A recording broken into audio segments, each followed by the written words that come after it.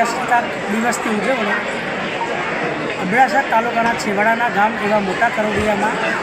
તાલુકા કક્ષાની કરવામાં આવી, જેમાં આસપાસના ગામમાંથી મોટી સંખ્યામાં વડીલો, ભાઈઓ, બહેનો, શાળાના બાળકો તમામે હાજરી આપી અને 76માં પ્રજાસત્તાક પર્વની ઉજવણી ઉલ્લાસભેર, રંગભેર કરવામાં આવી. ઉપરાંત વર્ષ દરમિયાન જે વિશિષ્ટ કર્મયોગીઓ છે કે જે અલગ અલગ ડિપાર્ટમેન્ટમાં તાલુકાના અંદર ફરજ બજાવે છે, તેઓની વિશિષ્ટ કામગીરી માટે પણ તેઓને કર્મયોગી તરીકે બિરદાવવામાં આવેલા છે અને આમ દેશભક્તિના રંગે આખો વિસ્તાર રંગાઈ રહ્યો છે. આજે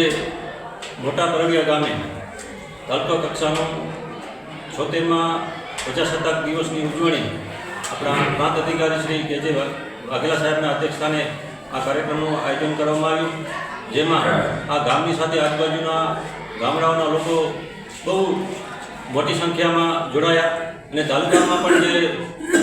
જે કામગીરી કરી હતી એ તમામ કર્મયોગીઓને પણ પ્રાંત અધિકારી અને મંચસ્થ સૌ આગેવાનો દ્વારા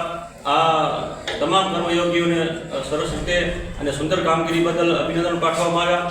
અને ગામના સરપંચની સાથે આપણે તાલુકા પંચાયતના પ્રમુખ શ્રી માવજીભાઈ જાડેજા, આપણા કારોબારી ચેરમેન શ્રી જયદેવસિંહ જાડેજાની સાથે સૌ ગામના વડીલો આ કાર્યક્રમમાં જોડાયા. આ તાલુકાનો છેવાડાનો